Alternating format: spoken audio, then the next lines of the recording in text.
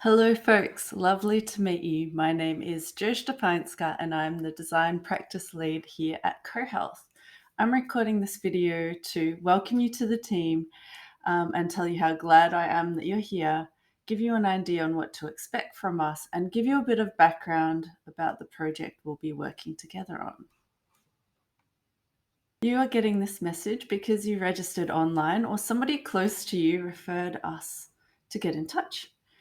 This is a bit of a refresher of what the webpage looked like. You might have registered a few weeks ago. What you might not know, though, is that Brimbank has been chosen to be a place for a new type of mental health service. It's called the Adult and Older Adult Local Mental Health and Wellbeing Service. It's free service for anybody over 26 years old in the area to get support when they're feeling worried about all sorts of things, including mental health. You don't need a referral for it. And again, it's something new. For the community design side, which is where I come in, we're at the start of our journey to design and deliver what these new services and supports look like. So what we want to do now is strengthen our connections to each other, hear about what is needed, and explore new ideas together.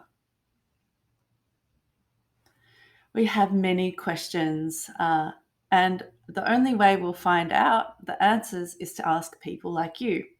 So what helps you in hard times? Should we deliver online support? What locations should a service physically be? Are there people we should be collaborating with? And that's why we've created this register. We know this might be your first time being involved in something like this, so we want to be clear about what to expect. What we'll be doing is essentially running events, training sessions, and activities. All of them mean that you will get an email from me or a phone call. We'll have a discussion on if you want to be involved, or you'll sign up online, and then we'll create a guest list. So really how I create these guest lists, or we'll be creating them, is that we select people with different perspectives, different ideas, different life experiences, different cultures, so that we get an idea of what would work for the most people. So once you're selected, you'll get an invitation and an explanation on what to expect. There might be a few activities to do ahead of time. We'll let you know how much you'll be paid and where to go. And we'll also might ask you for consent. And so this is a process where you tell us what we can record and what we can't. There'll be an event further down the track where you'll come with others or with a support person, and there something will happen. So really it could be at a community house or a chat over the phone. At the end, what's really important to us, though, is that we share what we learn and that we give you a thank you. So at the end, you'll receive a voucher and an email or a summary of what happened that you can keep.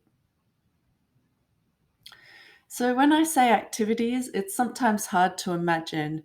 And so really, because we're taking a design approach, a lot of them feel quite imaginative and artistic. But really what we'll be doing is a variety of things in lots of different ways. We might be meeting at a coffee shop to have a chat with one another. We might host a session online. We could have a workshop where we map things or draw, or we could just be having a one-on-one chat over the phone.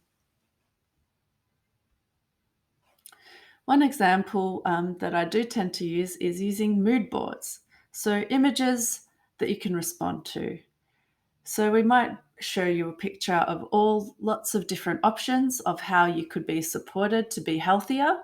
And you will tell us which ones are things you might try, which ones you'd think about, and which ones are definitely no. And so this example is from improving diabetes health. And so you can see that things like virtual assistants like Siri or Google were not really interesting for this person. All of our activities will be paid and we will let you know how much. It'll be somewhere between $40 and $100 voucher. Throughout the process, there are things that we really do want to achieve.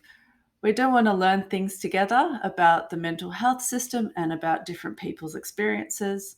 We want to share what we learn so it's not a mystery of what happened with what you told us.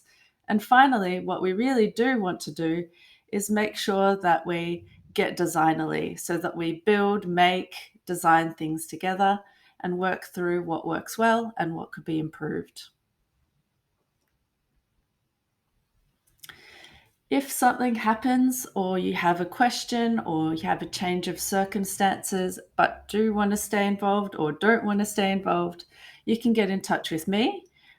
There's my number, 0439649788, and BIC as well.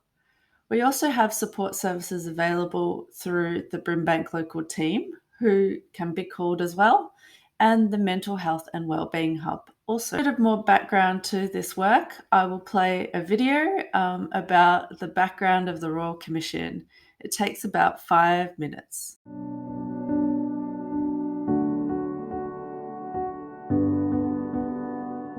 Almost half of the Victorian population will experience mental illness over their life. Our current mental health system has failed to support those who turned to it. The system has been described as broken. So the Victorian Government established a Royal Commission into Victoria's mental health system. The Commission received more than 12,500 contributions from the Victorian community. In 2019, the Commission released an interim report which made priority recommendations to respond to immediate needs and to lay the foundations for the future. Now, the final report is available. It outlines system-wide changes to create a mental health and wellbeing system that is contemporary and adaptable.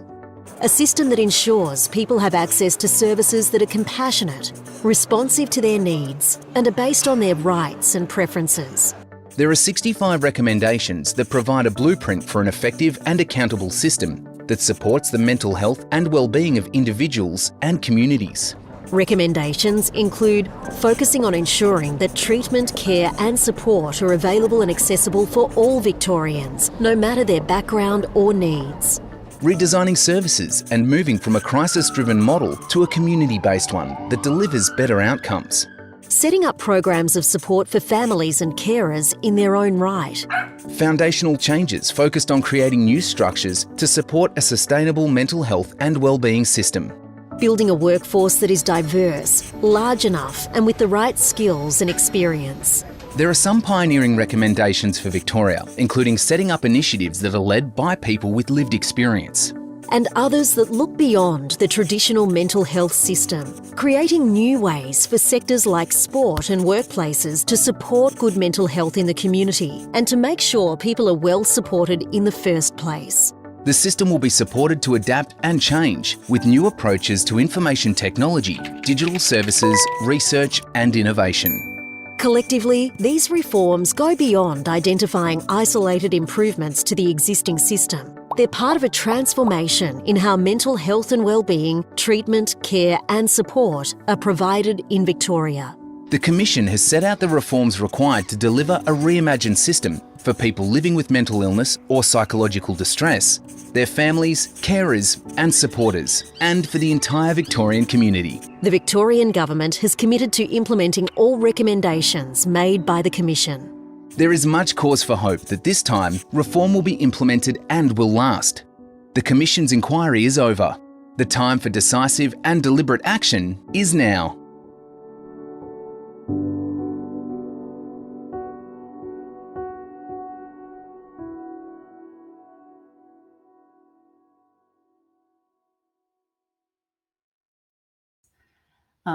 But apart from that, what I will also do is I will share information about what recommendation we are. So we fall under recommendation 3 of the Royal Commission, and our goal is to establish a responsive and integrated mental health and wellbeing system.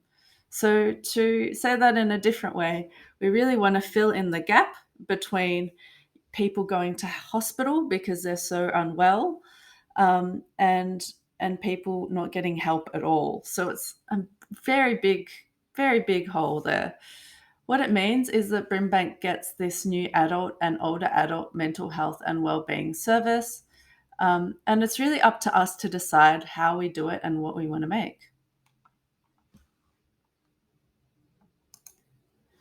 If you do want any more information about the Brimbank Local, really it is available on our website, so CoHealth's website, but it's also, you're able to call them right now between Monday or Friday, 8 a.m. to 6 p.m. on 9448 5522. And if you do need an interpreter, call 131450 first. So thank you very much for your time. I look forward to our collaboration. Thank you.